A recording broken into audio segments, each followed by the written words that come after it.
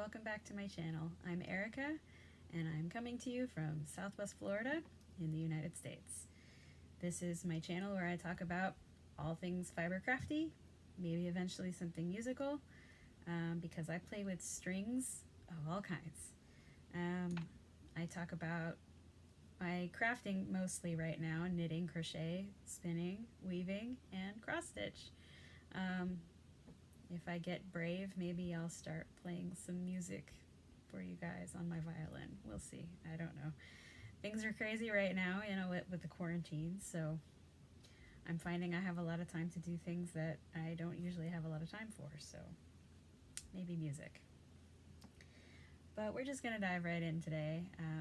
I'm sorry I didn't record last week. I'm still new at this, but the number one recommendation I see from other podcasters is if you're gonna do it, stick with it and just keep going. So I missed last week, so I'm gonna try to get back on schedule and try to record. It landed on Thursdays. It may not stay Thursday, but I'm gonna keep trying to record once a week. And hopefully I'll be able to show you progress on things, maybe even some finished projects eventually. And yeah. So first up, we'll start with knitting. I'm still working on the Hue Shift Afghan by Karen DeMiller Lawrence at Knit Picks. It is a baby blanket, which is crazy because it's like 5 feet by 5 feet. I think that's huge for a baby, but I'm using the baby colorway, so maybe it works. It is a mitered square blanket using 10 colors, 11 colors. Oh dear, now I don't remember. I think it's 11 colors. Yes, it's 11 colors because you have 10 colors going into the blanket and then one for the border. 11 colors. So anyway, I'm doing the baby, which is all pastels, blues and greens in one sense, and then like creams and yellows and pinks in the other. And I'm on the third quadrant. There's four quadrants, and you do each quadrant separately. You seam them together, and then you add the border. So I'm on the third quadrant right now. I am working on the last square on this row. So this is square number 65 of a total of 100, or it's square 15 of 25 in this quadrant. It's Knit Picks Brava Sport in the recommended colors for the baby colorway. I love this pattern. This is the second one that I've done. I did the decor design a couple years ago. Same yarn, but different colors. It's blues and grays and browns, and it's really gorgeous. If you're interested in a nice pattern that isn't too complicated but looks really cool and isn't boring, this is a great thing to work on. It's very portable because it's done in quadrants. The biggest this piece is ever going to be is 5 squares by 5 squares, and then you start the next quadrant. So it's really good for taking to knit nights. It's a good pattern for beginners if your skill set is, you know, I can knit. You don't even have to purl. There's no purling in this. It's all knitting. It's a centered double decrease and picking up stitches. And once you get that down, it's honestly, it's a piece of cake. And I do some things a little differently, so I don't have as many ends to weave in. Somebody in a group I'm in on Facebook made a comment about needing to learn how to pick up stitches for this project specifically, and I thought, oh gosh, maybe I should film a tutorial. So I may do that when I start the next quadrant. Show how I pick up stitches, or I could do it even on the next row. Show how I pick up the stitches and what I do differently than the pattern in order to save some yarn and reduce the number of ends I have to weave in. I think it's a nice trick. something I figured out doing 2 of these. Because when I did the first one, I actually ran out of yarn. I've talked about that before. So anything you can do to save how much yarn you use is always a good thing. But there's my Hue Shift Afghan, quadrant 3. Yeah, I think it's going really well. I need to get a little more knitting mojo back. I'm still using my Daily Decision app to help me decide what craft to do each day. I don't always feel like doing the craft that comes up though, so when it comes up as knitting, it's like, yeah, I can work on my Hue Shift. I kind of want to work on other things though. I have other whips that I'm kind of itching to work on, so this whole focus on one project thing probably isn't going to last too much longer. I've certainly failed at that with cross stitch, as you'll see in a little bit. But for now, let's talk about crochet. I'm still working on my study of Planet Earth by Michael Selleck of the Crochet Crowd. This is it. I've made a little bit of progress. I'm on the 3rd of 6 sides. It's a hexagonal blanket. I'm using Karen Big Cakes in the Afternoon Tea colorway. I love it, I love it, I love it. And I'm on the part of the pattern, this is clue 6, it's called the waves. It's supposed to represent the ocean waves. So you do like this wave pattern. And I'm on the 2nd set of waves. There's either 5 or 6 waves. And you do around, you do the wave, and then you actually turn the work and do a row of single crochet all the way around so that you can set up for the next round of waves. It's a challenge. I'm not as good a crocheter as I am a knitter. I'm trying and I'm getting better, and the Crochet Crowd actually helps a lot with that. And I love this pattern. I'm on the 6th clue of 7, so I'm not too far off, except there's 400 plus stitches in a round right now, so it takes a while to actually see some major progress. I am planning on starting a new crochet project. It's an amigurumi. I mean, it's not a true amigurumi, but it's a stuffy of the child, Baby Yoda from The Mandalorian. I think when you look up the pattern on Ravelry, it's called The Child, Baby Not Yoda. Last I checked though, the pattern was taken down because they got a copyright challenge of some sort. I managed to get a hold of the pattern before she had to pull it down, so I can still make it. I don't know how available the pattern is anymore, but I can link to Ravelry. I will be using the recommended yarn, which I've never used before, but you can get it at Joann's. This is called Buttercream Luxe Craft Alpaca, and it is, as you can see, it's a very thick, bulky yarn, and this is the sage colorway, so this is for, you know, Yoda's skin, his head, his hands. This is Bernat Pipsqueak, which is I don't know, somewhere between I guess I'd call it a chenille style yarn. This is the chocolate colorway. I really like this pattern because it's bulky weight. It's gonna make up. It'll make up and be what it is in very quickly. And then there's a skein. I've got it around here somewhere of Bernat blanket, which is basically the neckerchief scarf part that Baby Yoda wears. I will not be using much of this, so I was a little annoyed to buy a new ball.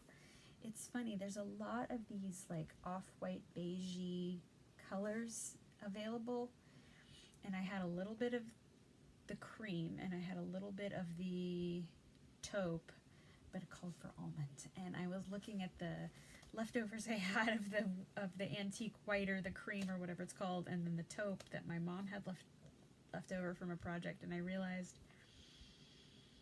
they weren't quite right, and I was so annoyed. But I managed to get a skein of this. I got these a couple of months ago. Excuse me. I got these a couple of months ago, intending to make Baby Yoda, but I was still in school at the time, and things hadn't gotten crazy yet, and I just didn't have time. When I was sick, I was sleeping all the time, so I didn't get much of anything done while I was sick. So that's fun. But that's the next thing I'm going to work on. Both projects actually call for, the Baby Yoda project calls for an H for some things and a J for something, like it lists H and J. I'm going to use the recommended hook size in the pattern, even though I tend to crochet very tightly, because it's a stuffy. And I like having a tighter gauge on stuffies, toys, that sort of thing, so that the stuffing doesn't come out. So I think it would be appropriate to use the J and the H for the parts that call for it. They study of Planet Earth. I think it calls for an H. I'm using a J, or maybe it calls for an I, and I'm using a J, because like I said, I crochet very tightly, and even going up the hook size that I went up for the Planet Earth, the blanket's turning out smaller than it's supposed to be. I think it'll still be okay because I'm not very tall, so I can still snuggle underneath it. But I've got to work on my gauge issues with crochet.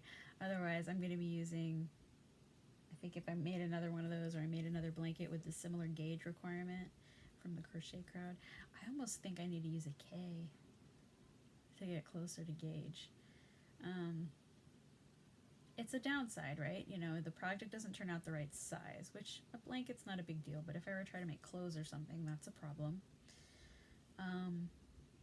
The plus side is I'm not using as much yarn as I would if I was making gauge.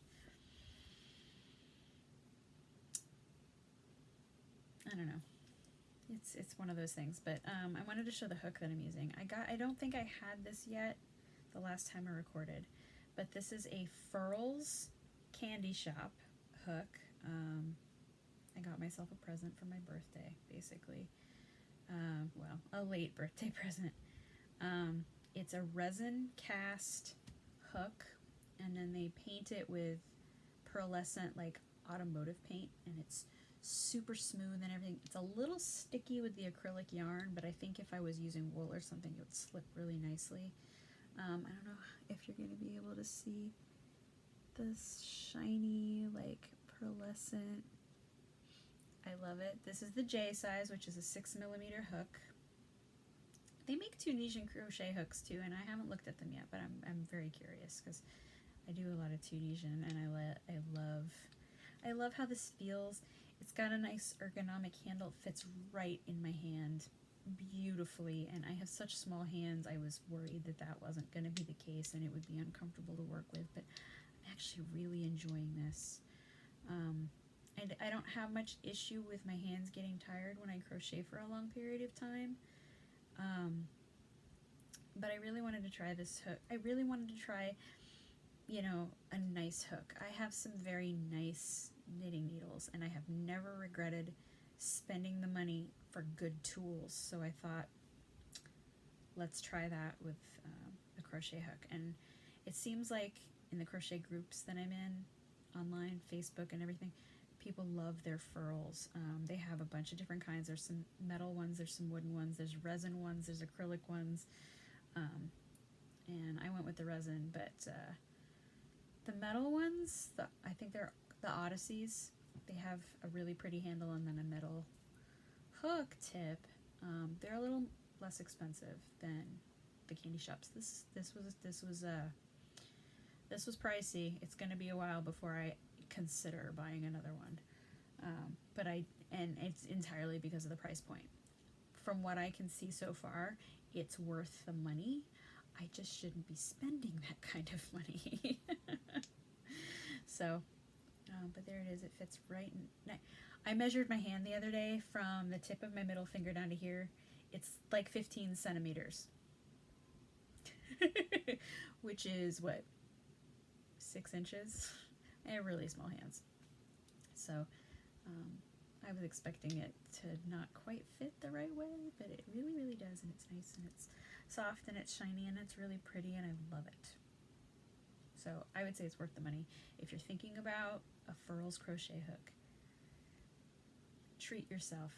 I'm serious. When, you know, if you've got the money to do it and you can buy one for yourself or several for yourself, and not feel guilty about spending the money, do it. I understand they have some sort of quarantine kit right now where you can get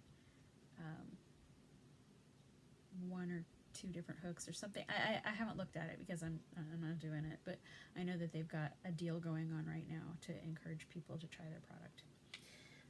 But I really wanted to talk about it because I love it, love it, love it, love it, love it. Okay. All right, that's enough of my product review. This is not sponsored. I'm just a huge fan. What do I talk about next? Spinning.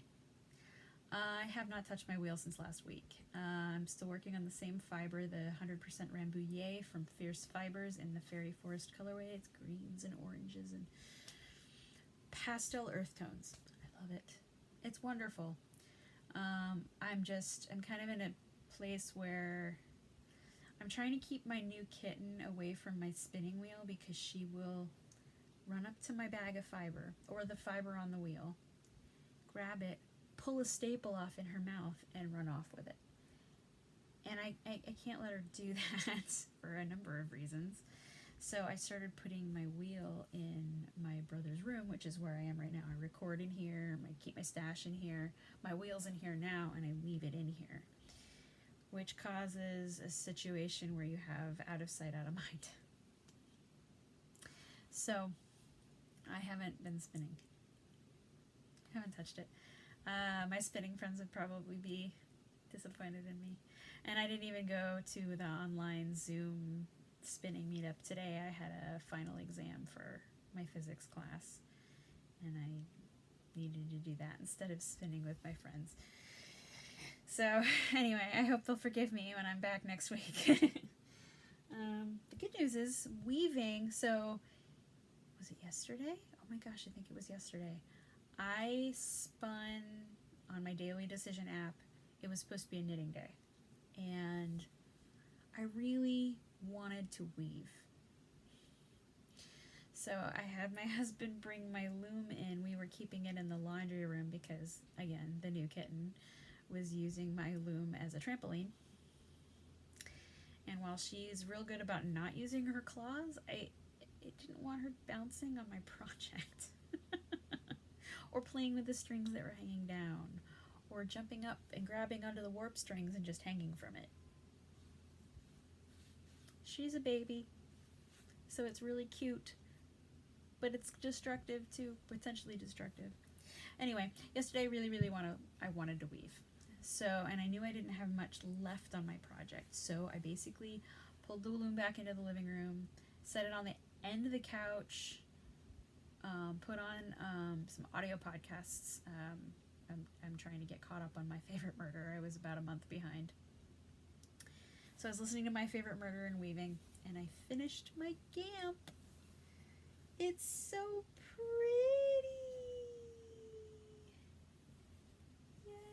Yay! It's about 5 feet long. I can hold the ends of it and be pretty much at my wingspan. And I'm 5'1", so my wingspan is 5'1". It feels a little short, and like not quite my wingspan, so it might be about 5 feet. I've got some pretty hefty tails going there from the warp strings. I haven't decided how short I'm going to cut those, or if I'm going to do anything special to them, if I'm going to twist them, I don't know. I don't know what I want to do with this in general. It could just be fabric that I sew into something. I think I could make some really pretty bags with this. But it's actually a decent sized kind of shawl. If I fold it, I could make it into a scarf, or I don't know, some sort of thing. I haven't decided yet.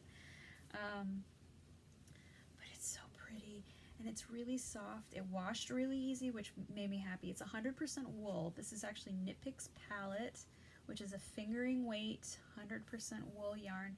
They love touting it for like color work and stuff and knitting. But I wanted to try weaving with it.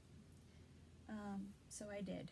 And I got the Macaron color sampler, which is 10 colors of pastels. And I set it up as a rainbow, and if you know anything about, okay, if you're not a weaver, you probably don't know what a gamp is. I think I talked about it in an earlier episode, but a gamp is basically where you set up your warp strings, which are when you're looking at your loom, they're the vertical ones that you do first, right? And you do a pattern, whatever it is, and I just did pink through purple, right? Let's see if I can show. Pink through purple.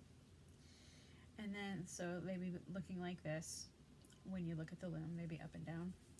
And then you do your weft, which is your pick or your picks, where you go across with the shuttle. You do them in the same order. So in this case, I had 24 warp strings of each color.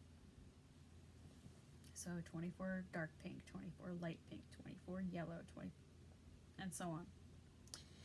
And then when you're doing the weft, you're doing the horizontal thing with the shuttle back and forth. You do 12, 12, or 24, 24, 24, 24, and that gives you the squares anyway, and that gives you the gamp. So what ends up happening is you've got pink and pink, dark pink and light pink, dark pink and yellow, dark pink and white, or dark pink and white, dark pink and yellow, dark pink and green, like, and you get to see each color cross over each color. And you get this lovely plaid out of it. A tartan is a good example of a gamp. They're not necessarily even straight squares, right? You know, you've seen like Scottish plaids and things like that, tartans. But that's basically what it is. It's a different type of gamp following a specific pattern. And I'm a big fan. I think this is beautiful. The Knit Picks palette wove up really well. The pattern, it's very soft. I actually put this in the washing machine to wash it. I was nervous because 100% wool can felt, but I have a hand wash setting on my washing machine. So I put it on hand wash, light soil, cold water, and I didn't use any soap. I used, what I did was I have bottles of Soak wool wash, and I just kind of squirted it right on here, stuck it in the machine, turned it on the hand wash setting, and let it go. I pulled it out, not even, the little fringes were a little tangled, so I had to work on those, but it softened up beautifully, nothing felted, and there was one spot where one of my cats had a hairball. That washed out. I can't see it anymore, so I'm really, really happy with it. And it smells really good because Soak smells really good. I used, if you're curious, Soak in the Yuzu fragrance. I love it. It reminds me so much of, do you remember the old strawberry shortcake characters? And I'm not talking about the ones that are around now, but the little dolls from like the 80s. I had mandarin orange, so she smelled like oranges. And the Yuzu Soak reminds me a lot of my little mandarin orange doll. So yeah, so there's my gamp. I have nothing on the loom now, either one of my big looms. I have a traveler's loom from a workshop that I did that has a project on it that I could probably work on if Daily Decision tells me I'm having a weaving day, so that may be what I do next. I also have a project that I was starting to set up on a triangle loom to make a shawl. So, I mean, I have options. I don't know what I'm gonna do. We'll see. If weaving comes up on the phone, I have to do weaving that day. So we'll see what happens. But for now, let's talk about cross stitch. So I put aside, I was working on the Frosted Pumpkin Annual Stitch Along, the Annual Almanac, and I actually put it aside last week. And I put aside the linens and threads Stitch Along last week. I wasn't feeling inspired to work on it. And then on April 15th, which I think was that last Thursday? It might have been last Thursday. They started the Frosted Pumpkin Stitchery started their Chinese Zodiac Stitch Along, and it's going to be a year-long thing, so 12 parts, 1 part a month. And the first part came out, and I could not stop working on it. It took me about 4 days to actually get it done. But this is clue 1. I'm gonna see if I can get this closer. It's got this beautiful, like, Chinese-inspired lace in the middle, and 3 of the animals from the Chinese zodiac. We have the rat, the ox, and the tiger. And I've got the needle minder that was made for them. I'll turn it around so you can see it better. I'm gonna get this closer to the camera though so you can see it. The lace section in the middle is done in DMC Moulin Étoile, which I love. It's a metallic that isn't annoying, but I don't know if it's gonna sparkle. Do you see the sparkle? Yes, I see sparkle. I hope this comes through. It's so pretty. Oh my gosh, and it's soft and it doesn't get tangled, and it's not annoying. A lot of metallic threads for embroidery, for cross stitch it's just annoying to work with. It's a pain. This wasn't. I actually am considering using some of the Moulin Étoile for another project that doesn't actually call for it, but calls for the same color. We'll see. I somehow knew I was going to need a lot of this particular color a couple of months ago, and I just bought extra skeins because I thought, it's good to have this. I had no idea what was going to be coming. So now I have it and I can use it. So, but the rest of the animals are so cute. I just love their little faces. Look at the ox. I love the ox. He's so cute. They're just so cute. And they stitched up really quickly. I did the rat in like an hour. It didn't take long at all to do the rat. I mean, I finished stitching the rat, and then I held it up and I showed it to my husband. I said, rat! And he said, that was quick. And he's reasonably aware of actual amount of time it takes me to do things. So, you know, when he says, wow, that was quick, you know, I can trust his sense of things. So I'm done on clue 1. May 1st we'll get the next clue, and I'll probably put everything else aside and just work on that because I love it. The animals are so cute, and I can't wait to get to mine. I'm a rooster, so I'm waiting for the rooster to show up. I mean, they're all going to be cute. I have all the faith in the world that this is going to be both beautiful and adorable pattern, because that seems to be the wheelhouse of the Frosted Pumpkin Stitchery, beauty and cute. So that's really the only cross stitch I've done this week.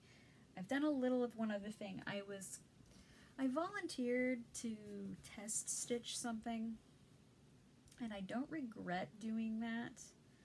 I really don't. It's an amazing pattern, and it speaks to me on a lot of levels. It's from Urban Stitches, and it's called the Magic Skeleton. I don't know if you've ever seen the phrase. Let me pull it up real quick because I don't have the pattern sitting right here, so I can't read it to you. It's the Magic Skeleton meme. Here it is. Tuesday, the day you realize that nothing can stop you, because you are a magic skeleton packed with meat and animated with electricity and imagination. You will have a cave in your face full of sharp bones and 5 tentacles at the end of each arm. You can do anything, magic skeleton. somebody posted it on Twitter and it kind of took off. So this pattern, I haven't done very much of it. I'll explain why in a minute. I'm just using an antique white. I don't think it's pure white. I think it's antique white. Aida. It's a very stiff Aida. And for whatever reason, it's not stitching up very quickly, but it's got this whole phrase in this font. Some of the most of the words are in black, but some of them are in different colors, like electricity, meat, imagination. They're in different colors, but same, same font. And then there's actually a dancing skeleton over here, and it looks to me in the picture like he's using his stomach as a drum. He's dancing. He's animated by electricity and imagination. As I mentioned, I'm a radiologic technology student. I'm really into bones.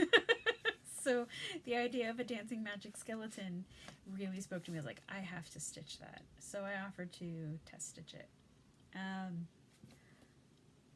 need to do more, and I need to put more time into this and give it progress, and take pictures as I go.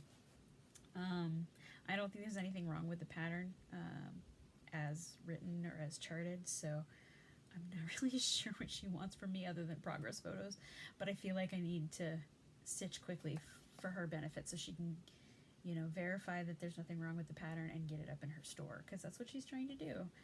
I don't want to disappoint her by taking too long.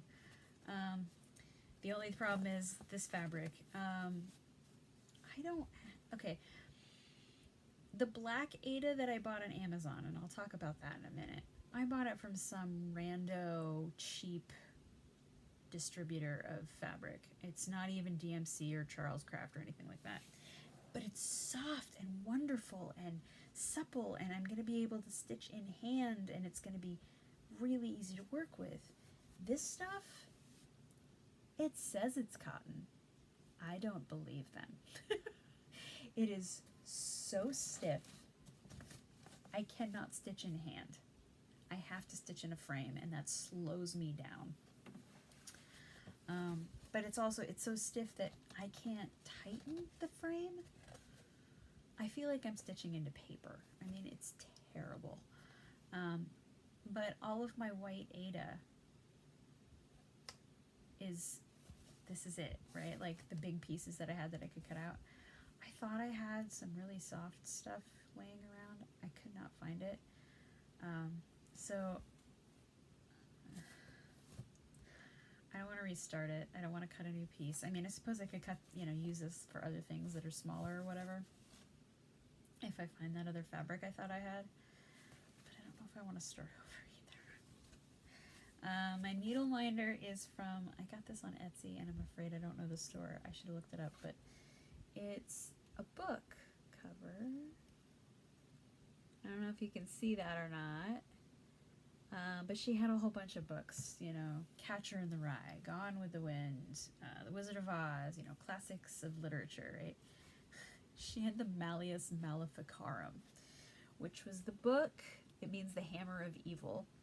And it was a book used by the witch hunters back in like the 1700s in England. It was sort of the manual for how to spot a witch, and yeah. I was like, I need that. And I thought it would be, appropriately macabre for a pattern about dancing skeletons, magic skeletons. So that's probably going to be what I focus on for the next week or so. Except for these two other little projects. See, this is what I was talking about. I have decided to stop with the whole one project at a time thing, because I want to work on what I want to work on. And I think that's okay. So this is the very, very soft, supple, amazing black 14 count Aida that I got on Amazon.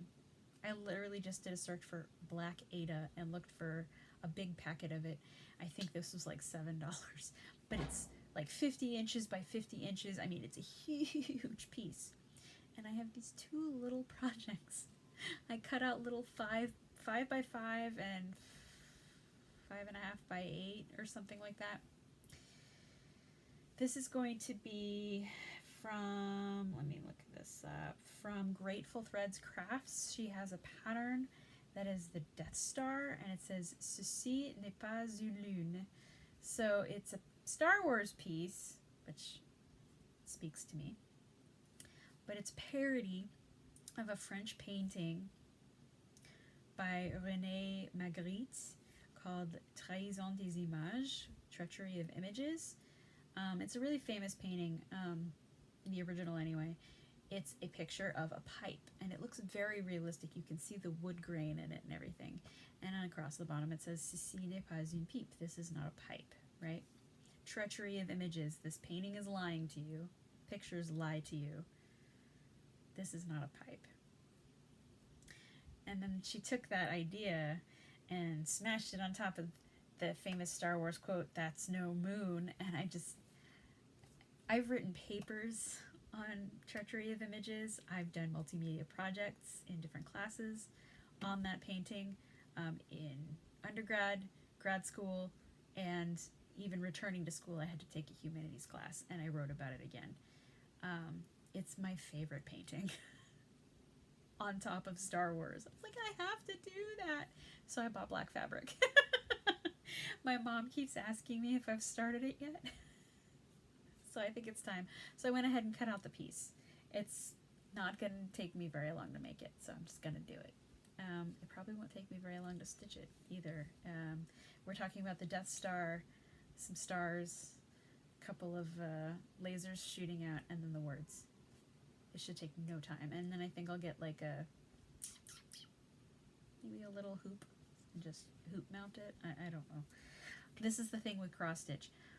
I have finished some things, but for the most part, things I have finished are not fully finished, finally finished, framed and finished. I have some really big pieces, a couple of big frosted pumpkin pieces. I haven't framed them. I don't know how to do them justice, and I really need to do that so that I can enter them in the fair, but that's a whole other thing. Okay, so this is the second piece. This one's gonna be like 5.5x8. I can't remember exactly what I did, but I added around the edges for the whole design. I think the whole design is like 4x6 or something. This is going to be the Plague Nurse from Night Spirit Studio. It's a free pattern. If you go on her website, look up Night Spirit Studio, I think it's .com. If you go to her freebies page, she has a Plague Nurse pattern, and it's gorgeous. Not very many colors. The red in it is 817, which is the same color number as that Moulin Étoile on the Chinese zodiac. So remember I was saying I was going to use more of that Moulin Étoile for something? I'm not going to use straight 817. I'm going to use the sparkly for the red. So there's like a heart, and I think there's, sort of bloody images. Night Spirit Studio does a lot of gothic style patterns. She's got a Plague Doctor. The Plague Doctor has the mask with the big cone on it that they used to stick herbs and stuff. She's got a Plague Nurse, puffy sleeves, and she's got the mask, and it's a healthcare piece. I gotta do it. And it says 2020 on the top. I mean, it's a direct reference to the coronavirus pandemic. So it's topical. I've got to do it. So I cut out a piece of fabric, and I'm going to start it. As you can see, not a very big piece of fabric. It probably won't take me very long. So maybe, depending on how much time I spend stitching this week, maybe I'll have some finished items to show you next week. How fun would that be? Yeah, so that's my crafting stuff. Music, I brought my violin in here, and I set up a music stand. I don't know what I'm gonna do. There's a local community orchestra here, and I played for them when I was in high school, and I randomly ran into the conductor a couple of months ago, and he remembered me. I have not played in that orchestra for 20 years, but he remembered me, and he remembered that he remembered me enough that he told me I don't have to audition. In the 20 years or so I haven't been around, they instituted auditions to play in the orchestra, and you're original. You were in the first couple of seasons. You don't have to audition. Just email me and I'll give you the schedule. That was at the beginning of February, and as we all know, things kind of went downhill from there. They're not rehearsing right now. They're working on a schedule for performances for the rest of the year, but don't know if it's going to happen. But in any case, if I decide I want to go back and play for them, I need to practice. So I finally sucked it up and I cut my nails. Brought my violin in here. I've got a music stand in here. I probably need to set up a little better so I can actually practice in here, get some etudes going. I might record myself playing and post them to my channel. I don't know. I don't know if anybody wants to hear me scratching it out, because I'm actually a pretty good violinist, but I haven't played in a while, so I'm out of shape. And I don't know how recording friendly this room is going to be. Close spaces, acoustics, I don't know. We'll see. Maybe I'll give it a whirl and see if I'm willing to post it. I don't know. In any case, might start practicing. I've played the violin I take breaks, right? Like, I'll stop playing and not play for like 2 years at a time. But I'm always a violinist. I have been since I was 4, so we're talking about more than 30 years that I've considered myself a violinist and played seriously. So it'd be nice to get back to it again. I think it'll make my mom happy. I just don't want anybody to get really excited because I decided to play my violin, because it puts pressure on me that I don't want to deal with. But it would be nice to play in the local orchestra. If that starts up again and they start rehearsing, I actually have the time to do it now, so we'll see. What else is going on? I went for a run today. I'm trying to take better care of myself. I suffer from anxiety and depression. I'm medicated for the anxiety, but not the depression. We haven't really been able to figure out what medication I need to be on for my depression, so it's, I struggle when things are normal. So, like a lot of people right now, I'm having a hard time with the self-isolation, the social distancing. I'm an introvert, so it's not so much that I mind staying home. The way I really recharge, introverts recharge by not being around people. For some people, that means they can just stay home and they're fine, right? Like, we've seen all the jokes about, hey, introverts are doing well. How are my extrovert friends doing, right? I'm an introvert, but I'm not a homebody. I recharge by being alone, not necessarily by staying home. See, there are 4 adult humans in this house, and we're all in the house all the time together. That is not an ideal situation for my kind of introversion. And there's a part of me that desperately wants to just get in my car and go drive somewhere and sit in the parking lot by myself.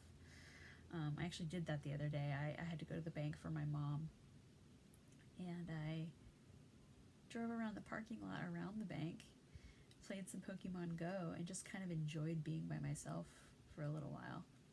So that's a thing. But today I went for a run. Running really, really helps with my mental health, so it's something I need to do. It helps my physical health too, but mental health is a nice side benefit. I am one of the people that benefits from physical activity in a mental sense. So went for a run. I've been riding my bike occasionally, but my front tire is flat. I don't know if the tire is dead or if it just needs air. We'll see. It seems to have flattened very quickly. So I don't know if the tube's gone. So I went for a run today instead. I'm using a Couch to 5K podcast program that I love and I've used for almost a decade now. Week 1, I'm going to feel it tomorrow. I haven't run in a long time, but it felt really good. I had a hard day mentally, and I felt better after my run. I feel a lot better now, and I'm really grateful that I made myself go do it. So I'm going to try to stick to that, an every other day situation, at least 3 days a week. Today's Thursday, so maybe it was Thursday when I started recording, so we'll say Thursday, Saturday, Monday can be my running days, and then I'll do my bike on the other days, alternate days, take one day off entirely. I don't know. I thrive from having a schedule. I just need to do it. You know how it is. I'm really just trying to step up my self-care in general. I need to, I don't know, my skin's doing terrible stuff because I'm not taking care of myself. Like, the depression, the anxiety, the just the stress of the collective trauma of self-isolation and all of that stuff that the whole world is going through right now. When I'm in a depressive episode, I get real bad about my skincare, and it shows. So I'm trying to work on that so that my skin clears up. I think that's part of the reason I didn't record last week. I looked in the mirror and saw all my zits and said, I don't want to be on the internet forever with all those pimples. I think that was part of it. That was one of the excuses I came up with. But we'll see. Today was my final for my physics class, so the semester is over, and due to my decision to take a break from the program, I will not be in classes until next January. And no, I don't know what I'm going to do with myself. I mean, I have some ideas, and I need to get some sort of job between now and January so that I can try to help, try to contribute. I have some ideas. I got to work on them. But I think I might take a few days before I jump back into the serious. Watch some TV, do some crafting, scream into the void, play video games, I don't know. Whatever I need to do to make it to the next day, right? It's hard. I hope everybody's hanging in there. Like, I know this self-isolation, quarantine, social distancing thing is really hard.